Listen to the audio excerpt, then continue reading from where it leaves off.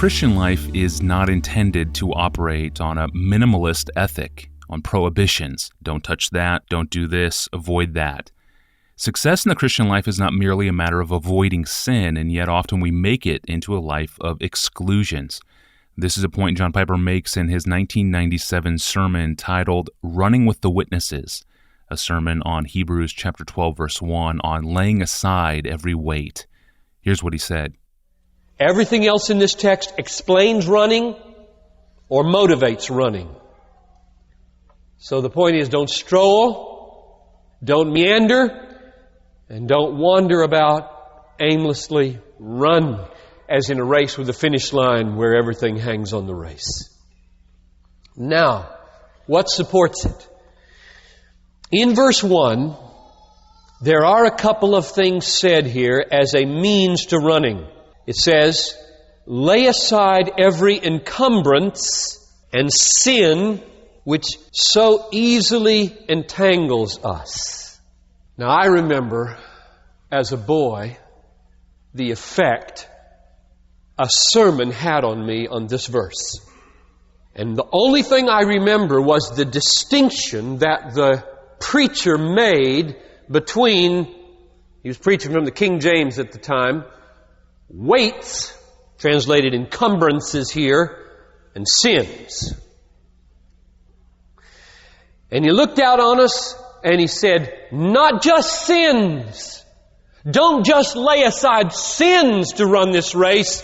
Lay aside every other weight that gets in your way.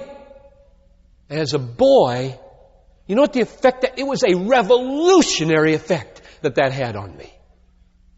Because what it said to me was, and I speak it now especially for young people, kids, if you can get this, but especially young teenagers, but it applies to everybody. What this says is, don't just ask, what's wrong with it in life? Don't just say about your music, about your movies, about your parties, about your habits, about your computer games. Don't just say, well, what's wrong with it? Don't just ask, is it a sin? That's about the lowest question you can ask in life. I'm going to do it if it's not a sin. So tell me, is it a sin to do this? Well, not exactly. Okay, that's all I want to know. I'm not off to do it.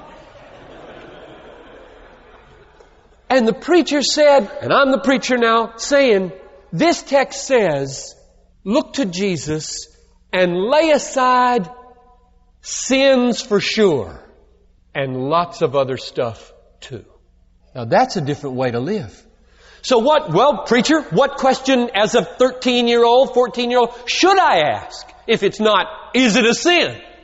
And the answer is, does it help me run? That's the answer. Does it get in my way when I'm trying to become more patient, more kind, more gentle, more loving, more holy, more pure, more self-controlled? Does it get in my way, or does it help me run? That's the question to ask.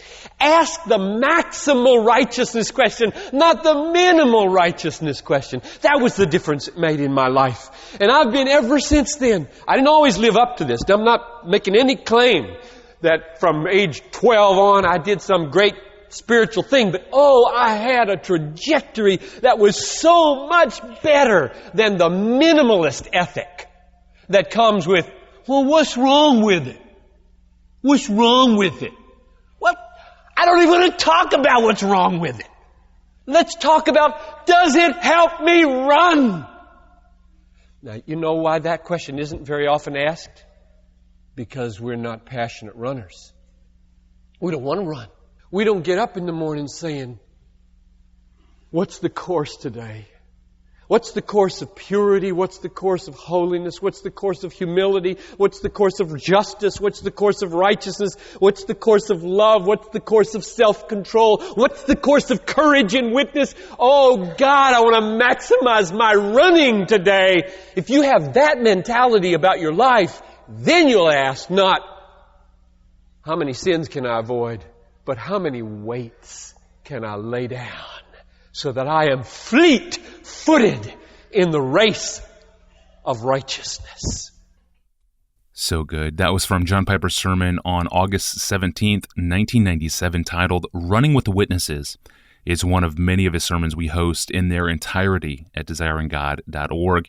This sermon clip was sent in by podcast listener Alexander from the Ukraine. Thank you, Alexander, for this.